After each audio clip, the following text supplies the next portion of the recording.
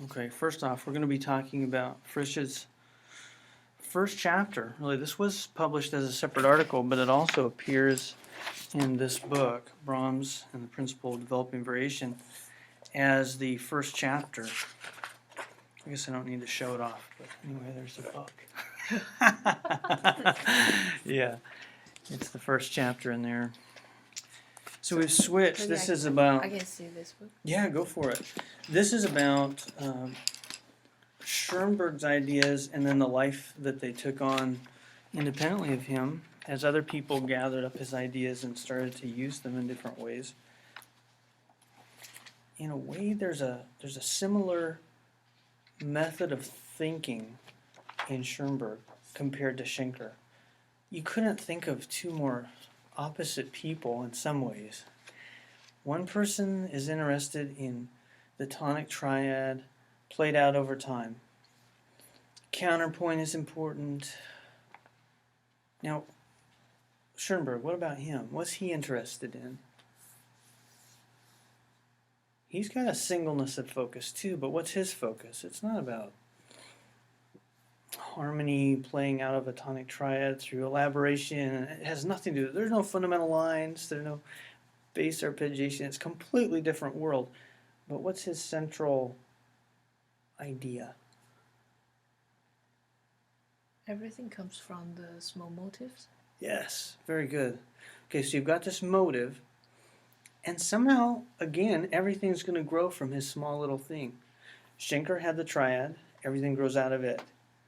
Schoenberg has this motive, this motif, this idea, this Grundgestalt. Have you heard of that? Yes.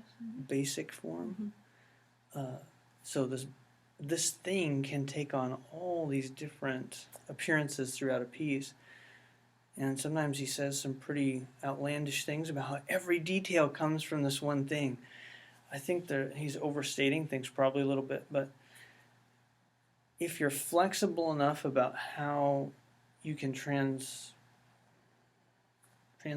your motive, if you allow all sorts of transformations to occur, then you can pretty much turn anything into anything else. You know, if you have enough steps, you can probably get there. So, I don't know, maybe that's the issue. But it is kind of neat if you can see that even material in the form that does a very different job, like performs a transition between main events, or other. So you have main themes, then you have secondary themes. If you have that kind of contrast and yet some motive that ties it all together, that's kind of attractive. And then if you can also say this same motive shows up as the transition and helps serve a different function entirely, the job of moving between things, well, that's pretty amazing then. If a motive can serve all these different functions, and I believe that a motive can serve very different formal functions, then that's pretty remarkable in and of itself. All right, so for Schenker, the triad takes a central place and everything grows out of it. In Schoenberg, the motive takes this central place and everything grows out of it. But it's still this idea that I can have one little thing that's sort of like the seed and everything else grows out of it, similar in that way, even though the content is very different. Okay, so this chapter is all about developing variations and connecting Schoenberg and this critical tradition to the music of Brahms, because Schoenberg talks about Brahms a good bit and has a whole essay on him. Brahms the progressive. So there are many connections, and Walter Frisch is trying to draw some of those out for us. Let's see if we can just list some of the things that are true of developing variation, because when we leave, I want to have this really clear idea of what developing variation is. Let me see where high is on our screen here. Okay, is that about right? Yeah, I can move a little bit more. Can you? Yeah. Okay, developing variation. What does Schoenberg have to say about it? Can you put it in your own words first, maybe? What's that mean? Developing variation. Does that mean I don't know if the melody maybe it seems like totally different, you know, the theme is different, but when you look at it and analyze it, and you will find out that it all comes from the main motives. Mm-hmm. I don't know, that's what Yeah. I thought about. So we're thinking of diverse themes. All, did you say grow? That works. Grow from the same motives. Yeah, that's good. Now there's something about, we're used to variations, but there's something about this word that takes that idea of like a variation set and says, not all neat and tidy like that. Not here's the theme and then here's a variation on it and here's another. But this means something different. The division shouldn't be so clear cut, right? Because it's not just variation, it's developing variation. What is he trying to capture by that word? You want to give it a try? The motive keep develop all the time. Mm-hmm. So there's this constant change, constant flux in the motive. Yeah. Does it have anything to do with rhythm at any time? Change of reason Mm-hmm. Rhythm can change. and interval Intervals can change. inversion. Yes, you can even change the whole profile of the tune because you flipped it upside down and you have an inversion of it. Good. That's a certain kind of pitch change, isn't it? It's flipping something upside down. Sometimes intervals get enlarged or shrunk. So intervals change their sizes. That has to do with pitch. How about rhythm? What if the durations all get longer? Augmentation. Good, augmentation. Now augmentation is very precise. So it says, here's my motive, and I'm going to expand the durational values of the whole thing, the whole motive, every note of it, proportionally. So if I double the length of one note, I've got to double all of them. So sometimes, like maybe you noticed in that article, actually it's from the book Frisch, where he's talking about a motive that goes dum ba ba bum bum rhythmically, and later on these two notes become quarters, so that it's just a whole bunch of quarters in a row. And when that happens, he can't say that the motive is augmented, but he can say that this two-note pattern is augmented. So you see how you have to be kind of careful with that word. It's almost too precise for us. Maybe we need to be able to say something like, the note values lengthen, without having to say, it's augmented, because as soon as you say it's an augmented version of another motive, well, then if it's doubled, you would have this. I'll get it, don't worry. I have that come out, right? Every single note has to be twice the length that it used to have. It's almost like getting stuck in a straitjacket. It forces you to do this, and maybe you didn't want that. That's not a very good way of describing what actually happens. Good. Augmentation, these are all good things.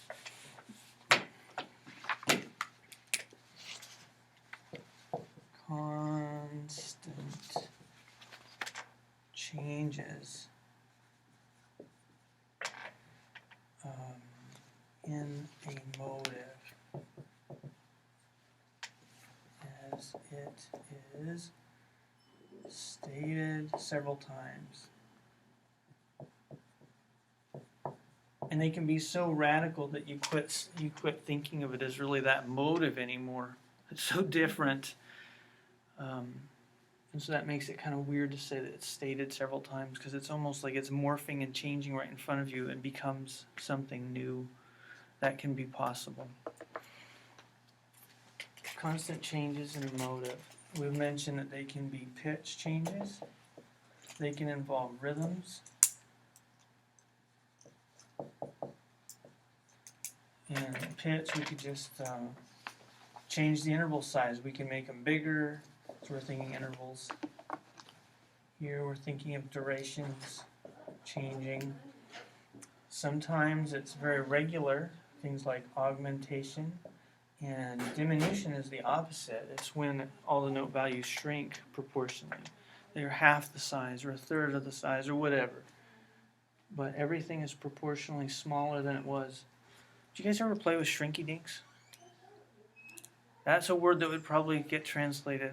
No, it's one of those words that probably wouldn't get translated. Actually, a shrinky, you would make something out of plastic. You would cut a plastic sheet into a certain shape, and then you would put it in the oven, heat it up, and it would shrink down.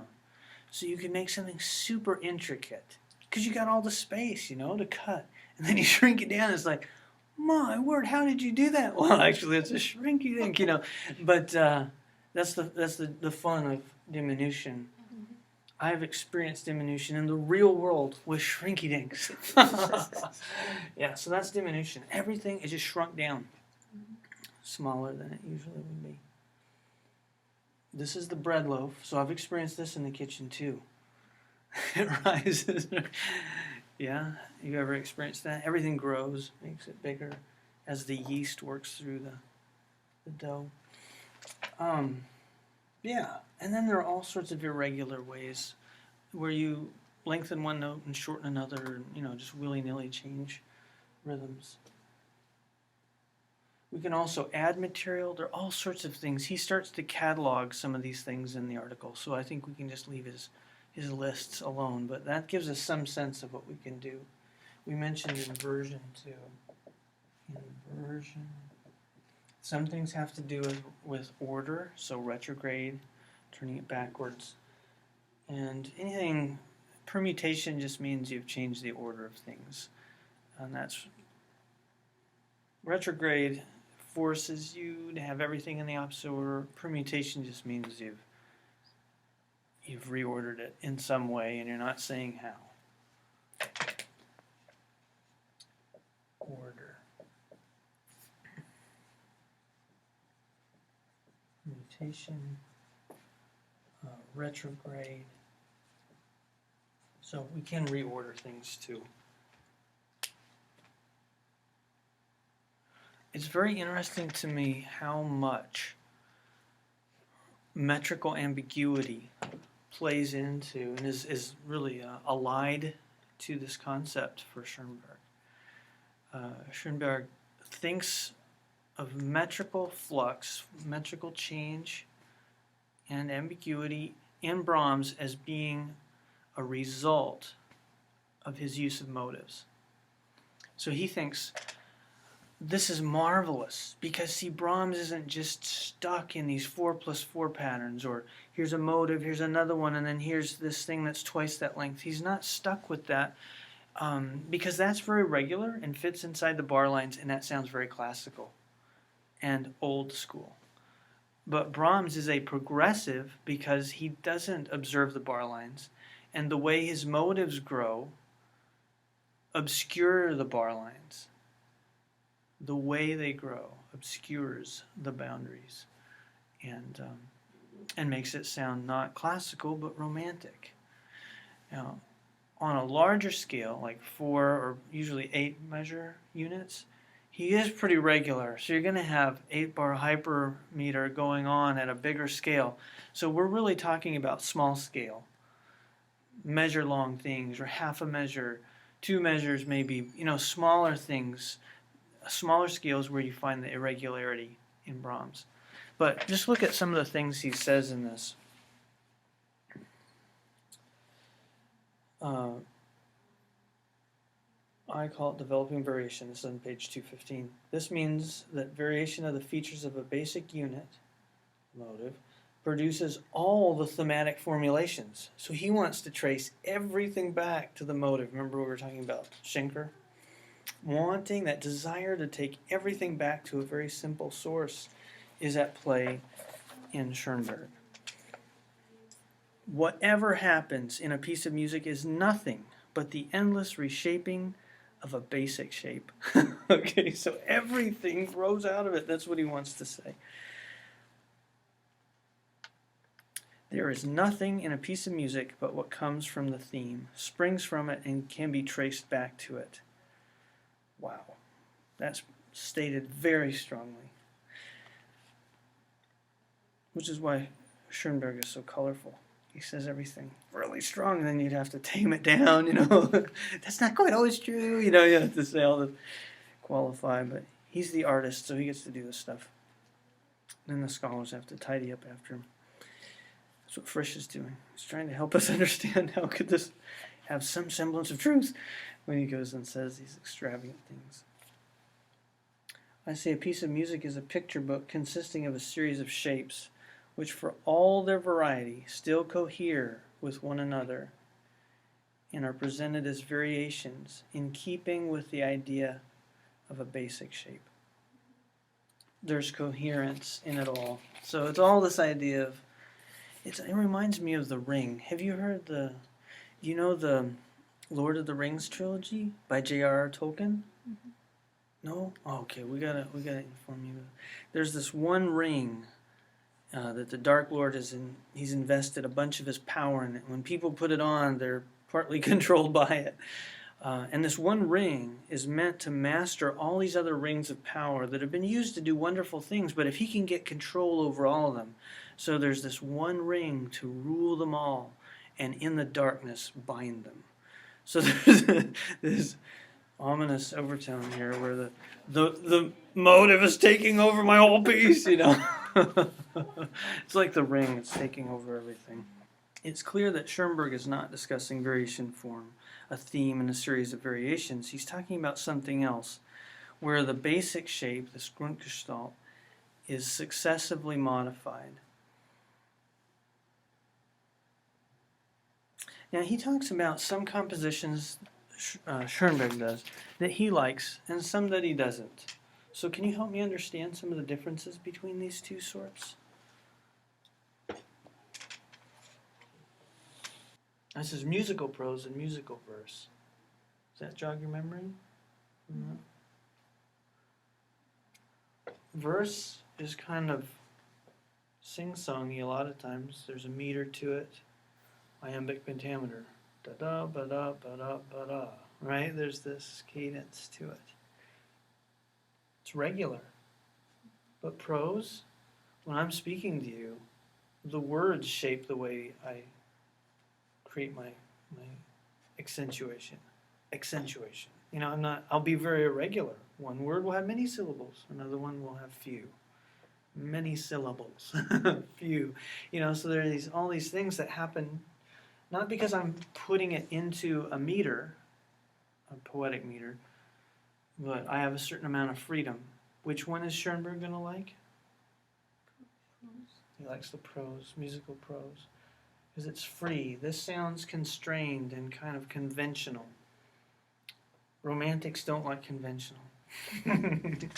They like the cottage garden instead of.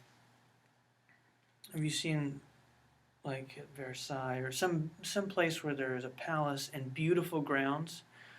Those gardens have a lot of straight lines, right? Real symmetry. Here's a reflecting pool, and then there's a border around it.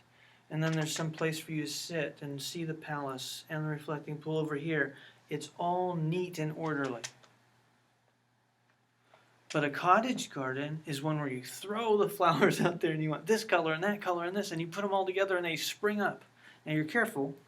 The tall ones go in the back and the short ones in the front, or you'll never see the short ones, right? So there is a rhyme and a reason to it. There is planning here, but it doesn't seem so conventional. It doesn't seem like you're just playing somebody else's tune. There's a freedom there. And so he's drawn to this kind of thing. Freedom from the bar line kind of a thing.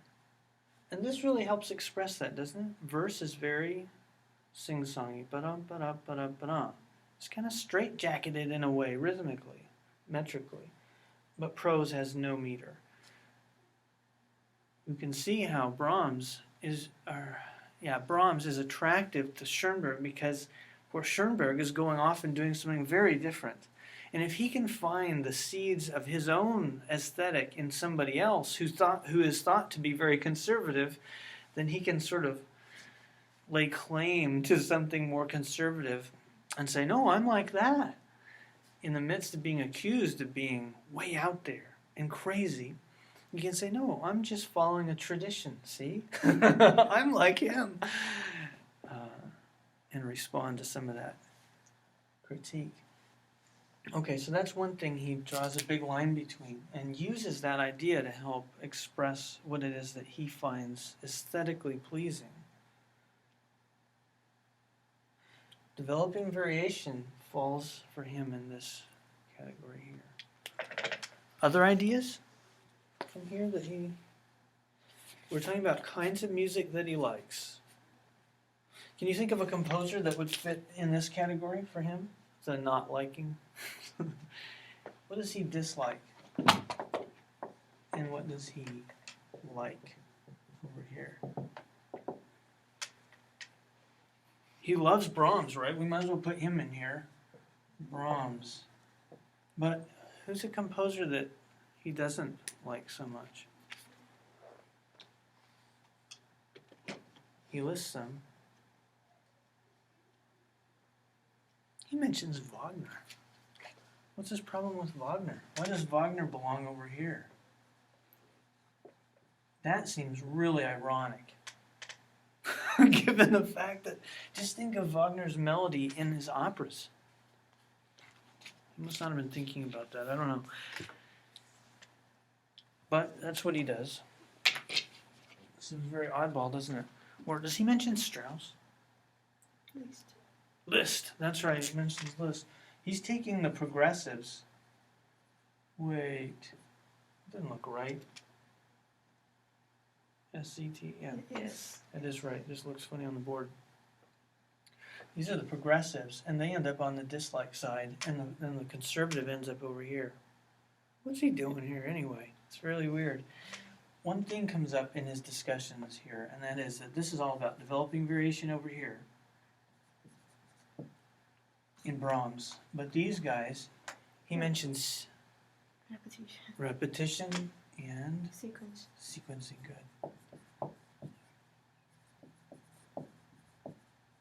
Now, sequences do tend to be very regular, and so they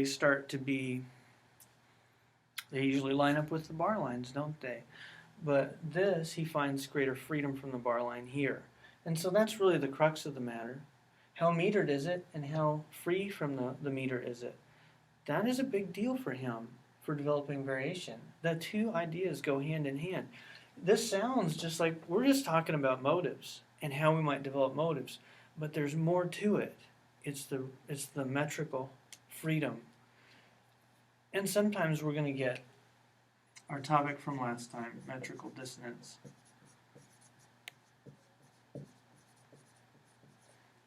And Schoenberg is going to trace that metrical dissonance back to his use of motives. Now this is also a little bit of a blind spot for Schoenberg, because he's going to say, here's a motive starting here, and here's another one starting there, and he's going to tend to say, oh, those are beginnings. That does make sense, but sometimes it's even more vital what the harmony does.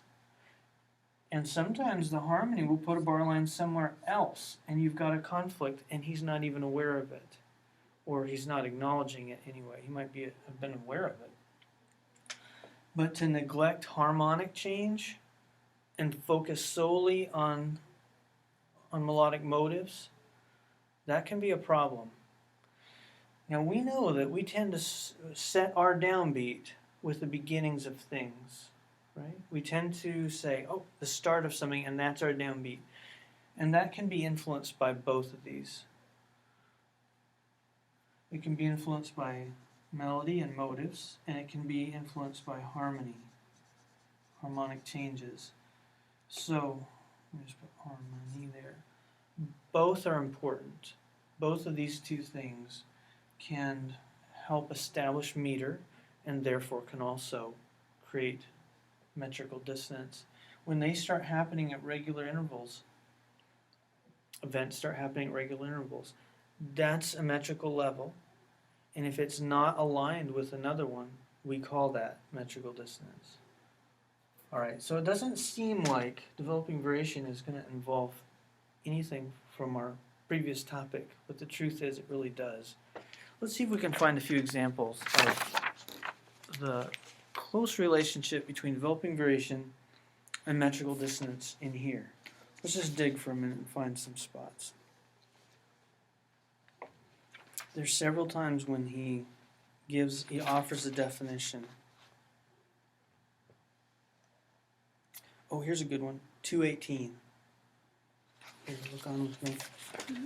Page 218, first, well, it's right under example 1. By slightly refining Schoenberg's analysis, then, we can begin to see just how he understood developing variation in Brahms.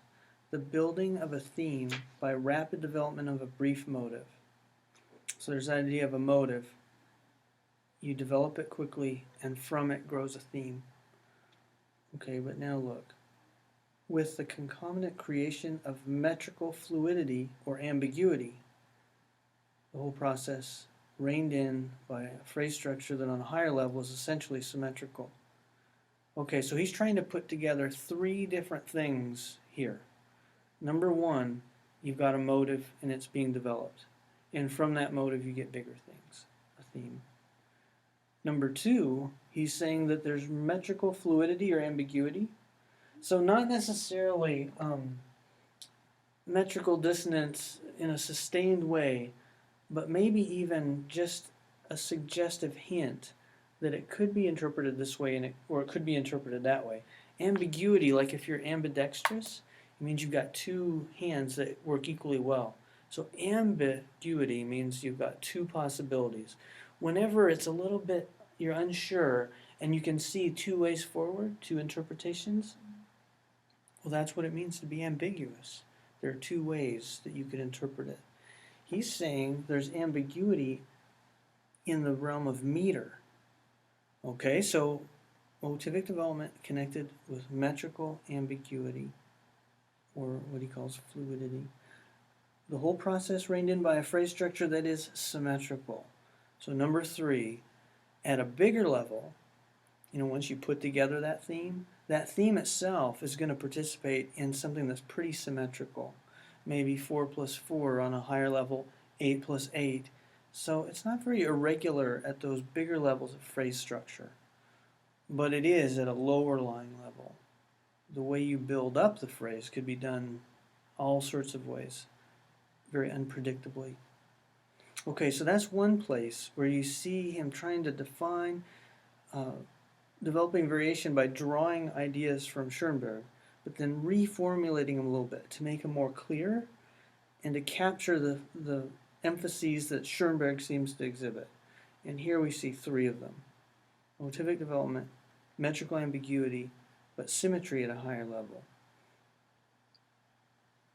See how where he talks about autot, similar secret, based on another single interval, a third, that the metrical rhythmic development of a motive just isn't. So that idea of metrical rhythmic development, so meter gets thrown in here, and rhythm gets thrown in there too. Let's see if we can find some others. Metrical shift, it shows up.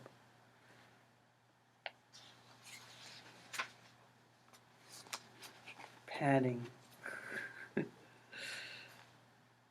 Musical prose. So he does not like to have the sense that music is just added to fulfill some outward function that but it doesn't relate to the main motive.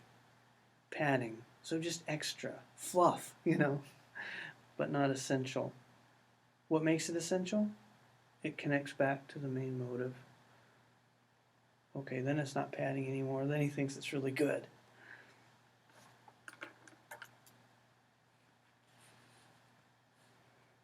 All right, here's another definition.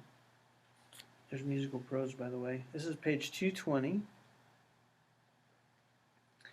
And in the right column, about partway through the first full paragraph.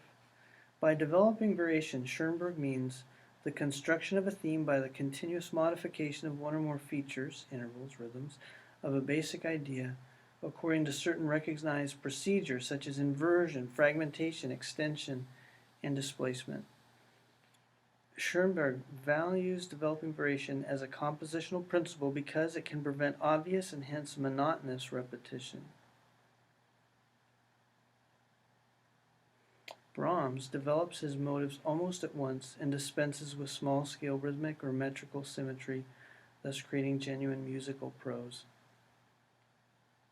Okay, I think that's enough to get a sense of how rhythm and meter start to get pulled into the whole equation.